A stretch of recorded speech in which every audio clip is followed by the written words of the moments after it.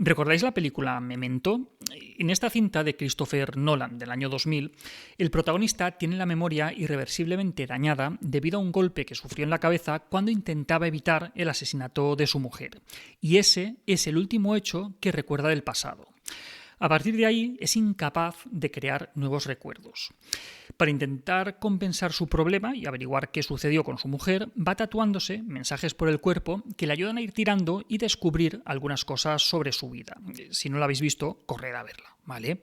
Pues bien, esta situación no es tan ficticia y la historia en la que se inspira es realmente fascinante. ¿Os la cuento? Venga, vamos a verlo.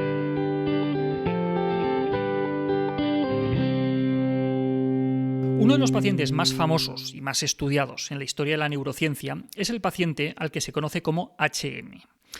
Su nombre real, Henry Molaison, fue conocido ya después de su muerte. Sufrió un grave accidente de bici con 9 años en el que se golpeó fuertemente en la cabeza y probablemente a raíz de aquello desarrolló una epilepsia que fue agravándose con los años. Cuando tenía 27 años, 18 después del accidente, la cosa era ya tan seria como que el pobre sufría frecuentes episodios de ausencia, pérdidas de conocimiento y padecía frecuentes crisis convulsivas. Esta situación era tan grave que hasta le impedía trabajar. Como se creía que sus crisis tenían origen en los lóbulos temporales del cerebro, se decidió extirparle las regiones temporales mediales, incluyendo, esto es importante, incluyendo los hipocampos. La operación, en principio, fue un éxito y gracias a ella se controlaron esas crisis, pero también tuvo una terrible consecuencia. Y es que a partir de entonces, a partir de aquel momento, no pudo generar nuevos recuerdos permanentes. Después de la operación, era capaz de almacenar información de manera temporal en lo que se conoce como la memoria de trabajo.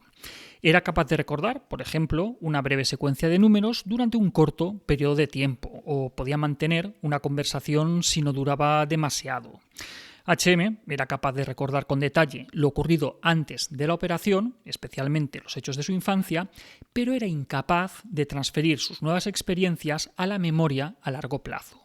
Padecía lo que los neurólogos llamaron un síndrome de amnesia anterograda profunda. HM era incapaz de formar nuevas memorias. Por ejemplo, 1 hora después de comer no podía recordar lo que había comido, ni tampoco si había comido o si no había comido o dónde lo había hecho. De hecho, a pesar de que trabajó con él durante 30 años, HM siempre saludó a la doctora Milner como si no la conociera. Milner es psicóloga y profesora de neurociencia cognitiva del Instituto Neurológico de Montreal y está considerada como la madre de la neuropsicología. Milner comenta que HM fue siempre muy amable, muy paciente y que siempre estuvo dispuesto a colaborar en las tareas que le pedían. Su problema de memoria era tal que con el tiempo ni siquiera se reconocía a sí mismo delante del espejo o en fotografías recientes, ya que él se recordaba cómo era antes de la operación, como si su identidad se hubiera quedado congelada durante más de 50 años. Durante más de 55 años, HM vivió una vida sin memoria y participó amablemente en cientos de estudios que ayudaron a los científicos a entender la biología del aprendizaje, la memoria y las habilidades motoras. Durante estos años, cada vez que se reunía con un amigo, cada vez que iba a un restaurante o paseaba por el bosque, lo vivía como si fuera la primera vez. Pues bien, y aquí viene algo todavía más fascinante. En el año 1962, la doctora Milner presentó un trabajo en el que demostraba que, a pesar de todas las dificultades que padecía el paciente HM, una parte de su memoria permanecía intacta. La doctora Milner le entrenó a que trazara una línea entre dos contornos concéntricos con forma de estrella, y lo tenía que hacer mirando el reflejo en un espejo. Esta es una tarea compleja y es difícil las primeras veces, pero se puede aprender. Pues bien, cada vez que el paciente HM realizaba la tarea, le parecía una experiencia novedosa. Sin embargo, con la práctica cada vez lo hacía mejor, hasta el punto de afirmar que la tarea para él era más fácil de lo que le parecía. Claro, le resultaba fácil porque ya tenía bastante práctica, pero él no era consciente de ello. Las implicaciones de este trabajo fueron enormes, ya que demostraba la existencia de dos sistemas para crear nuevos recuerdos. Uno, conocido como memoria declarativa, es el que registra los nombres, los rostros, las nuevas experiencias y los almacena hasta que se recuperan de manera consciente. Este sistema depende del hipocampo, que es una de las regiones que tenía afectadas HM. Pero hay otro sistema, conocido como memoria motora o memoria procedimental, que es inconsciente y que depende de otras áreas del cerebro.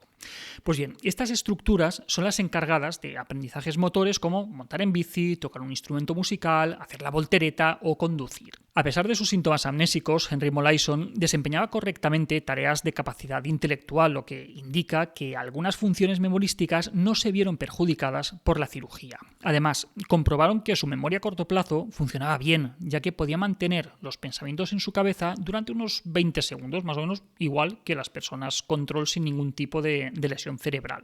Y es que los descubrimientos de Milner fueron muy rompedores. Por aquel entonces se pensaba que la memoria estaba distribuida ampliamente por todo el cerebro y que no dependía de una región o de un área específica, por lo que fue bastante difícil en aquel momento asumir los resultados de sus investigaciones.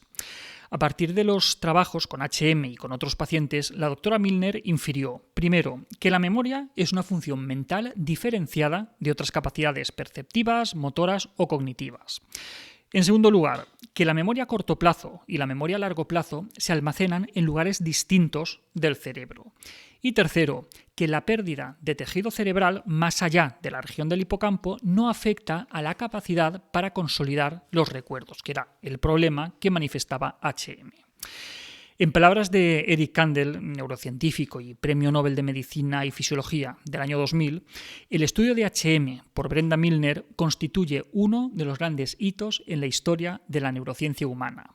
Durante los últimos años de su vida, el señor Molaison estuvo, como siempre, dispuesto a atender a las visitas de los investigadores y en diciembre de 2008, Henry Gustav Molaison moría de insuficiencia respiratoria en un asilo de ancianos en Connecticut a los 82 años de edad. En las horas posteriores a su fallecimiento, los investigadores estuvieron toda la noche haciendo escáneres de su cerebro y posteriormente su cerebro fue preservado en la Universidad de San Diego para su estudio. HM no dejó descendientes, pero sí dejó un legado importantísimo para la ciencia. Y hasta aquí otra píldora de psicología. Si os ha gustado, podéis ayudarnos compartiéndola. Además, tenéis muchos más vídeos y muchos más artículos en el canal de YouTube y en albertosoler.es. Y en todas las librerías, nuestros libros, Hijos y Padres Felices y Niños sin Etiquetas. Y también tenéis nuestros cuentos, Tengo miedo y Tengo un nudo en la barriga. La semana que viene, más.